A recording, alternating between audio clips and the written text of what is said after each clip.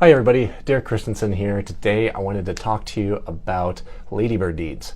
As an estate planning attorney, this is quite the interesting topic, so buckle in and here we go. Before I let you know though, I want to let you know how to reach out to me.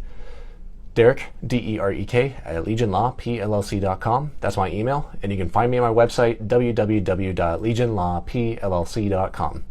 So, ladybird deeds. What are they? How do they work? How do you get it done? The answer is that ladybird deeds, from what I understand, I think the title is Lady Bird, as in like Lady Bird, as in, what was his name? Lyndon B. Johnson's wife. I don't know. It has something to do with her. But this deed is a particular deed that is unique, and only a few states accept it. Texas is one of these states. And what the deed does is essentially states that if somebody passes away, the moment somebody passes away who's on the deed, that deed is going to automatically transfer to the person specified in that deed. In other words, it creates a beneficiary designation for houses. It's a very peculiar asset type of deed. It is unique and, like I said, not oftentimes understood or used in Texas, let alone the rest of the United States. But that shouldn't shy you away from it, because oftentimes ladybird deeds are used in the Medicaid estate planning realm, where you're trying to transfer a house out of someone's estate before the government can claim it and reimburse themselves for Medicaid payments. Now, I'm not going to go into Medicaid per se right now. There are other videos about that on my channel, but at the end of the day, that's what a ladybird deed does. It creates a beneficiary designation that states the person I'm going to designate is going to receive this house the moment I pass away. And it's automatic. There's nothing you need to do after filing that deed that will automatically transfer that house to the person you specify. Now, that's a pretty beneficial way to approach things, because this deed will help you avoid probate. More specifically, if the house is outside of the estate, then sometimes you can go to faster forms of probate where you're just worried about a bank account or two. That's a great way to approach it. Also, it makes things much quicker and much faster, and there's less paperwork to deal with. So those are the benefits of a ladybird deed, but there are some drawbacks. And I think the biggest one is that they're pretty rare. 99.9% of all deeds in Texas are not ladybird deeds.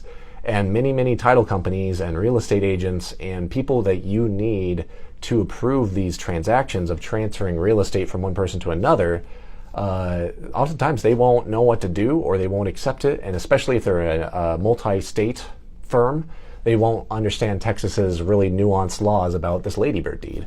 So you're kind of playing a little bit of a risk there of maybe somebody's going to reject it. And if they reject it, then you're back to square one, where the original person with the house trying to transfer to someone else, that won't happen. So you'll need to go back to probate and go through the whole process of getting authority to act on that deceased person's name, to then sign a new deed that says, hey, we're transferring it originally from the deceased person to the first person we really wanted to give it to.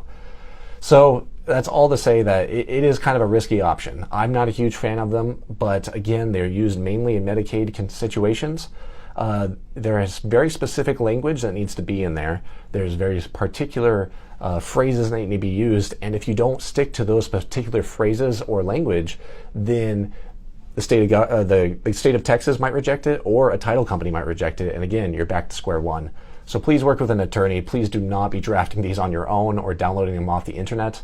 Very frequently, these things end up blowing up in your face, and trust me, the hundreds you'll save by working or by downloading off the internet is not remotely compared to the thousands and thousands and months of work you'll have to do going through probate to take care of the house because you screwed up the deed. And that, I don't even think you could file a deed in Texas without being a title company, an attorney, someone who's a professional service. I don't think a random individual can just file a ladybird deed in Texas. I'll have to double check that. But either way, measure twice, cut once. Make sure you do it right the first time. Do not, for the love of all that's good, risk it just because you want to save a couple $100. So anyways, that's all to say. If you want to reach out to me and ask more questions, give me commentary, give me feedback, I'd love to hear it. My email is Derek, D-E-R-E-K, at legionlawpllc.com, or you can find me on my website, www.legionlawpllc.com, where you can go to our Contact Us page. You can go onto my calendar directly and schedule a free phone consultation. We can make it happen any day of the week. So looking forward to talking to you guys, and thanks for watching. Have a great day.